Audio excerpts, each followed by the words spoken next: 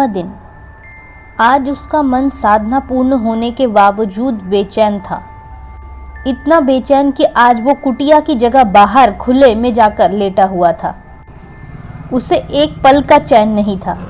सपने में भी उसे वही दिल दहला देने वाला दृश्य नजर आ रहा था, जब वो शेर उसकी माँ को खींचते हुए लेकर जा रहा था। एक बार तो उसका सब्र यूं टूटा कि वो तुरंत नींद से चीखते हुए उठ बैठा।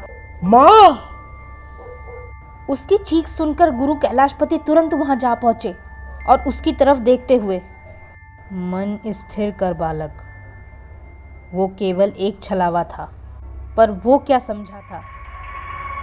कल की पूरी रात जागने के बावजूद आज उसे पूरे दिन एक बूंद भी नींद नहीं आई। उसे अपना सिर भी बहुत भारी भारी सा महसूस हो रहा था। खैर, इसी के साथ आधी रात का पहर लगा। उसे पता था कि महाशमशान का पंचमुंड उसके इंतज़ार में है और इसी के साथ वो स्नान कर अर्धरात्रि की पहर अपनी साधना के लिए मुक्त महाशमशान की ओर बढ़ गया।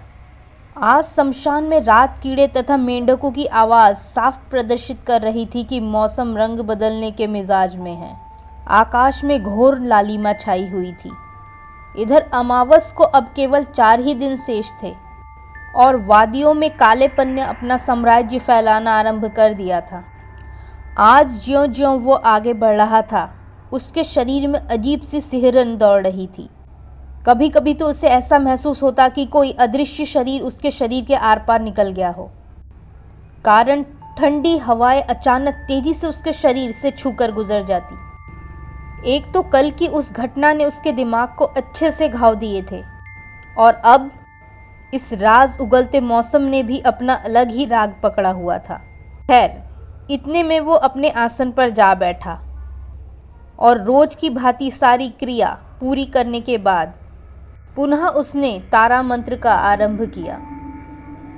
पर ये क्या, अभी उसने पहला मंत्र शुरू किया ही था कि अचानक अजीब ढंग से हवा चलने लगी। वो हवाएं समय के साथ और गरजते हुए बढ़ती जा रही थी। हवा इतनी तेज होती जा रही थी कि उसके हुंकार को स्पष्ट सुना जा सकता था। इधर बामा के मन में कुछ डर के भाव आज इसलिए भी थे क्योंकि उसके गुरु ने उसे यहाँ आने से पहले ही आगाह किया था कि अंतिम 4 दिन काफ़ी भयानक होने वाले थे। अब तक जो शक्तियाँ केवल उसे अस्पष्ट तौर पर डरा रही थी, अब वो खुलकर सामने आने वाली थी और बड़े से बड़े अडिग साधक के लिए भी ये दिन बहुत भारी माने जाते हैं।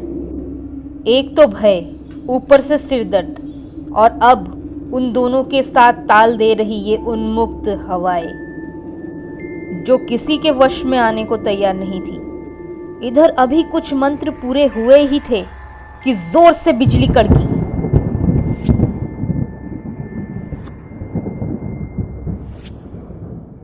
और देखते ही देखते घनघोर बारिश शुरू हो गई।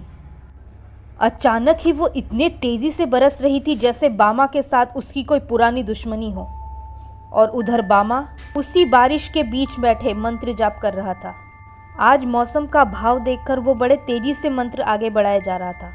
ऐसा लग रहा था जैसे कोई प्रतियोगिता चल रही हो बारिश और बामा के मंत्र उच्चार के बीच कि कौन ज़्यादा तेज है।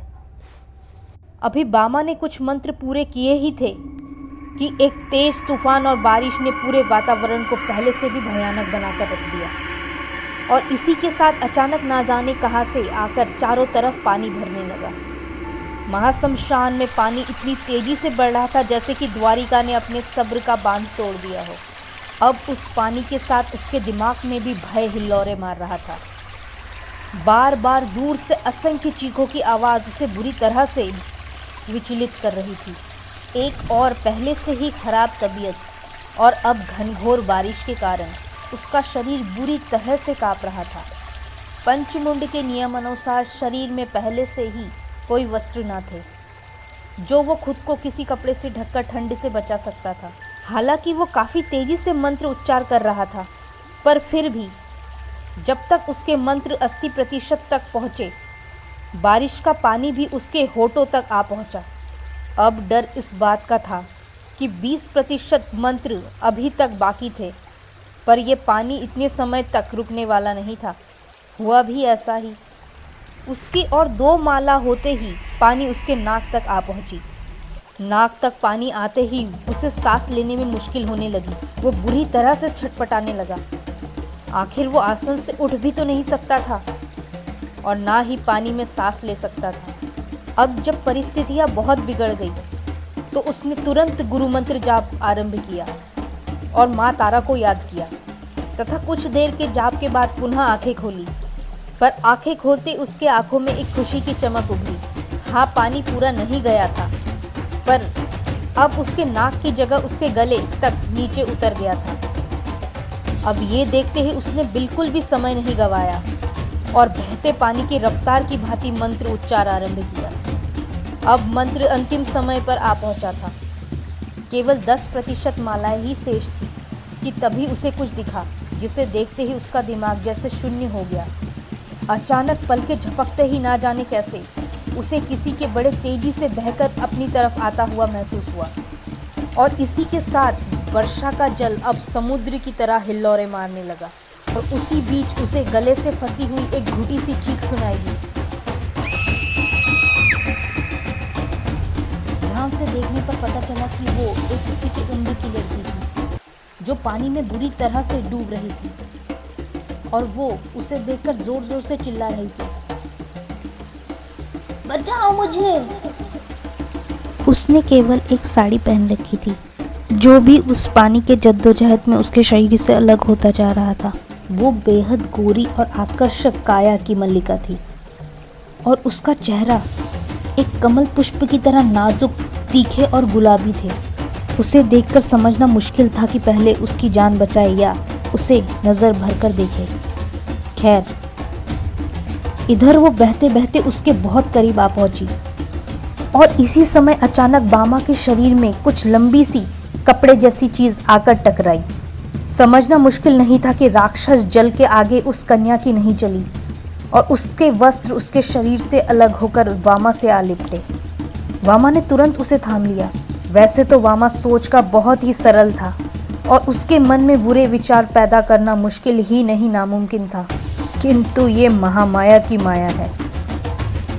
इससे इस दुनिया में जन्मा कोई भी नहीं बच पाया। यहाँ भी कुछ ऐसा ही हुआ। उस साड़ी के उससे टकराते ही एकाएक उसे हाथ में थामे बामा ने नजर उठाकर उस लड़की की तरफ देखा। अब उसका तन पूरा नजर आ रहा था, जो उस रात के अंधेरे जल में तक सफेद तेज लेकर चमकता महसूस हो रहा था। वो अपूर्व सुंदरी थी, इतनी जितनी शायद दुनिया में कभी बामा ने देखी ही नहीं थी। अब उसे देखते ही साधक के शरीर में एक सिहरन सी दौड़ गई। उसे अपने भीतर अजीब सा हलचल महसूस हुआ, जैसे कि उसके भीतर से कुछ पिघल सा रहा हो। और उधर उसकी नज़र को स्वयं पर महसूस करते ही शर्मिंदा वो मजबूर सी दिखती लड़की ने अपने एक हाथ से अपने शरीर को ढकने की कोशिश की। इतने में पुनः पानी में एक बड़ी सी लहर उठी। वो तेजी से उस लड़की को अपने भीतर समाने लगा, जिससे बचने के लिए उस लड़की ने अपना दायां हाथ बामा की तरफ बढ़ाया, जो उससे अब थोड़ी ही दूरी पर रह गई थी, और वो पुनः जोर से चीखी,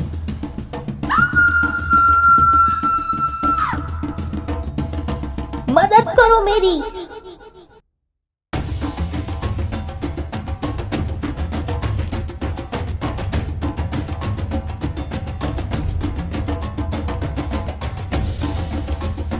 दोस्तों, कैसे हो आप सब?